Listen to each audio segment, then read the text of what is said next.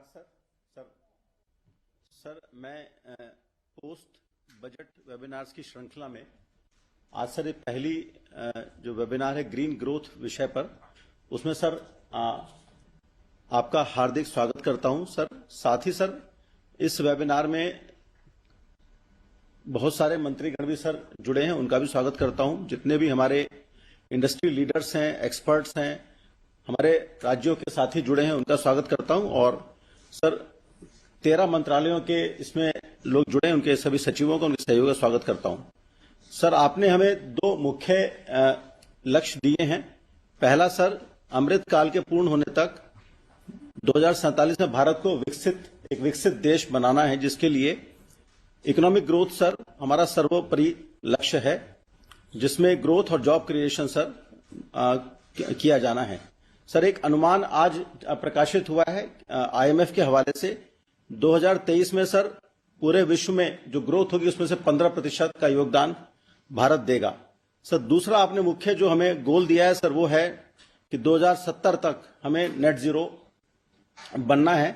Sir इसके लिए हमें अपनी ग्रोथ को ग्रीन ग्रोथ सर इंश्योर करना होगा। सर ग्रीन ग्रोथ के विषय में जो हमारा बजट सर प्रस्तुत किया गया संसद में, उसमें सर ग्रीन ग्रोथ एक सप्तऋषि यानी कि जो मुख्य प्रायोरिटी उसमें से एक है। और सर इसके संबंध में कई पाथ ब्रेकिंग अनाउंसमेंट्स किए गए हैं, जो न केवल एनर्जी सेक्टर के हैं, उसके बियॉन्ड किए गए हैं। सर इस वेबिनार में हम 12 बजट अनाउंसमेंट्स के बारे में चर्चा करेंगे, जिसके क्रियान्वयन में 13 मंत्रालय सर लगे हुए हैं। और सर इसमें हम लोगों ने निजी क्षेत्र के सभी मुख्य प्रतिभागियों को आमंत्रित किया है, राज्यों को आमंत्रित किया है। कुल सर इस समय 500 से अधिक सर हमारे साथ हमारे इनवाइटी सर इस वेबिनार में जुड़े हैं। सर बहुत संक्षेप में जो 12 बजट अनाउंसमेंट्स हैं वो, और जो हमारा फर्टिलाइजर्स का बैलेंस प्रयोग किया जाना उससे संबंधित है। सर्कुलर इकोनॉमी को बढ़ाते हुए वेस्ट टू वेल्थ प्लांट्स लगाए जाने हैं। सर एनर्जी एफिशिएंट और लेस पॉल्यूटिंग ट्रांसपोर्ट के लिए कोस्टल शिपिंग को बढ़ावा देना, और पुराने जो व्हीकल्स हैं उसके लिए उनको स्क्रैप करने की नीति पर चर्चा होनी है। सर पर्यावरण के क्षेत्र में green credit program, mangrove plantation in coastal areas, और सर वेटलैंड्स का ऑप्टिमम यूटिलाइज करके कैसे हम लोग लाइवलीहुड को बढ़ावा दे सकते हैं, इस पर चर्चा की जानी है। सर हम लोग इस प्लेनरी सेशन में आपके संबोधन के बाद 6 ब्रेकआउट सेशन में सर इसमें चर्चा करेंगे, और अंत में फिर से सभी जो रिकमेंडेशंस आएंगे उसको सर हम लोग इकट्ठा करके प्रस्तुत करेंगे, ताकि बजट अनाउंसमेंट्स के सर इफेक्टिव और टाइम बाउंड इंप्लीमेंटेशन के लिए एक्शन प्लान सर आज तैयार किए जाएंगे। सर इस स्वागत के साथ मैं आपसे अनुरोध करता हूं कि सर कृपया हमें संबोधित करने की कृपा करें। सर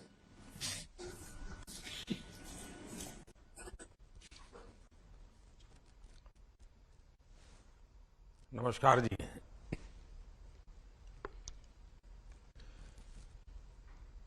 दो 2014 के बाद से भारत में जितने भी बजट आए हैं उनमें एक पैटर्न रहा है।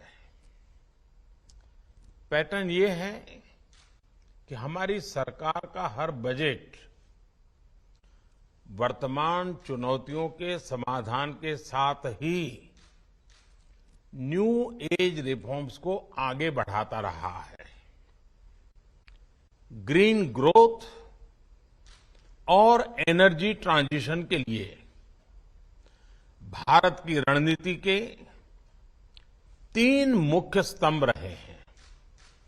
पहला, रिन्यूएबल एनर्जी का प्रोडक्शन बढ़ाना। दूसरा, अपनी अर्थव्यवस्था में फोसिल फ्यूल का इस्तेमाल कम करना। और तीसरा, देश के अंदर गैस बेस्ड इकोनॉमी के तरफ तेज गति से आगे बढ़ना। इसी रणनीति के तहत चाहे इथेनॉल ब्लेंडिंग हो, पीएम कुसुम योजना हो, सोलर मैन्युफैक्चरिंग के लिए इंसेंटिव देना हो, रूफटॉप सोलर स्कीम हो, कोल गैसिफिकेशन हो, बैटरी स्टोरेज हो, बीते वर्षों के बजट में अनेक महत्वपूर्ण घोषणाएं हुई हैं। इस साल के बजट में भी इंडस्ट्री के लिए ग्रीन क्रेडिट्स हैं, तो किसानों के लिए पीएम प्रणाम योजना है। इसमें गांवों के लिए गोबर्धन योजना है, तो शहरी क्षेत्रों के लिए व्हीकल स्क्रैपिंग पॉलिसी है। इसमें ग्रीन हाइड्रोजन पर बल है, तो वेटलैंड कंजर्वेशन पर भी उतना ही फोकस है। ग्रीन ग्रोथ को लेकर इस साल के बजट में जो प्रावधान किए गए हैं, वो एक तरह से हमारी भावी पीढ़ी के उज्जवल भविष्य का शिलान्यास है। Friends, Bharat renewable energy resources में जितना कमांडिंग पोजीशन में होगा, उतना ही बड़ा बदलाव वो पूरे विश्व में ला सकता है। ये बजट भारत को ग्लोबल ग्रीन एनर्जी मार्केट में एक लीड प्लेयर के रूप में स्थापित करने में भी अहम भूमिका निभाएगा। इसलिए मैं आज एनर्जी वर्ल्ड से जुड़े हर स्टेक होल्डर को भारत में निवेश के लिए आमंत्रित करता हूं। विश्व आज अपनी रिन्यूएबल एनर्जी सप्लाई चेन को डाइवर्सिफाई कर रहा है।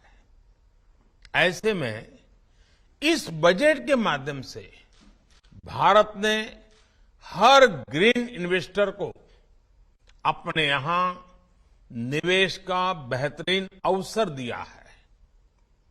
ये इस सेक्टर में आ रहे स्टार्टअप्स के लिए भी बहुत ही उपयोगी साबित होने जा रहा है।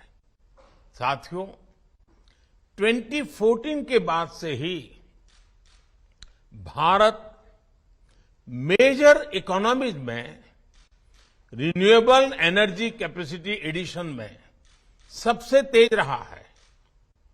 हमारा ट्रैक रिकॉर्ड बताता है कि रिन्यूएबल एनर्जी रिसोर्सेज को लेकर भारत जो लक्ष्य तय करता है, उसे समय से पहले पूरा करके दिखाता है। हमारी इंस्टॉल्ड इलेक्ट्रिसिटी कैपेसिटी में 40% नॉन फोसिल फ्यूल के योगदान के लक्ष्य को भारत ने 9 साल पहले ही प्राप्त कर लिया। पेट्रोल में 10% इथेनॉल ब्लेंडिंग के लक्ष्य को भी भारत ने 5 महीना पहले ही हासिल कर लिया। 20% इथेनॉल ब्लेंडिंग के लक्ष्य को भी भारत ने 2030 से कम करके 25-26 तक पूरा करने का निर्धारित किया। वर्ष 2023 तक 500 gigawatt non fossil based electricity capacity हासिल करके रहेगा। हमारी सरकार जिस तरह बायोफ्यूल्स पर जोर दे रही है, वो सभी इन्वेस्टर्स के लिए बहुत बड़ी अपॉर्चुनिटी लेकर आया है। अभी हाल ही में मैंने E20 फ्यूल को भी लॉन्च किया है। हमारे देश में एग्री वेस्ट की कमी नहीं है। ऐसे में देश के कोने कोने में इथेनॉल प्लांट्स की स्थापना के मौके को इन्वेस्टर्स को छोड़ना नहीं चाहिए। भारत में सोलर, विंड, बायोगैस का जो पोटेंशियल है, वो हमारे प्राइवेट सेक्टर के लिए किसी गोल्ड माइन या ऑयल फील्ड से कम नहीं है। Friends, national green hydrogen mission के माध्यम से भारत हर साल 5 MMT ग्रीन हाइड्रोजन के प्रोडक्शन का लक्ष्य लेकर चल रहा है। प्राइवेट सेक्टर को एनकरेज करने के लिए इस मिशन में 19,000 करोड़ रुपए से अधिक का प्रावधान किया गया है। ग्रीन हाइड्रोजन के प्रोडक्शन के साथ ही आपके लिए और भी बहुत सारे ऑप्शंस हैं, जैसे इलेक्ट्रोलाइजर मैन्युफैक्चरिंग, ग्रीन स्टील की मैन्युफैक्चरिंग, लॉन्ग हॉल ट्रांसपोर्टेशन के लिए फ्यूल सेल्स के निर्माण में भी इन्वेस्टमेंट की अनेक अपॉर्चुनिटीज आ रही है। फ्रेंड्स, भारत में गोबर से 10,000 मिलियन क्यूबिक मीटर बायोगैस और एग्री रेसिड्यू से 1.5 lakh million cubic metre gas के उत्पादन का पोटेंशियल है। इससे हमारे देश में सिटी गैस डिस्ट्रीब्यूशन में 8% तक का योगदान हो सकता है। इन्हीं संभावनाओं की वजह से आज गोबर्धन योजना भारत की बायोफ्यूल स्ट्रेटेजी का एक अहम कंपोनेंट है। इस बजट में सरकार ने गोबर्धन योजना के तहत 500 नए प्लांट लगाने की घोषणा की है। ये पुराने जमाने के गोबर गैस प्लांट की तरह नहीं होते। इन आधुनिक प्लांट्स पर सरकार 10,000 करोड़ रुपए खर्च करेगी। सरकार का वेस्ट टू एनर्जी प्रोग्राम देश के प्राइवेट सेक्टर के लिए, हमारे एमएसएमईज के लिए एक नया मार्केट बना रहा है। गांवों से निकलने वाले एग्री वेस्ट के साथ ही शहरों के म्युनिसिपल सॉलिड वेस्ट से भी सीबीजी का प्रोडक्शन उनके लिए बेहतरीन मौका है।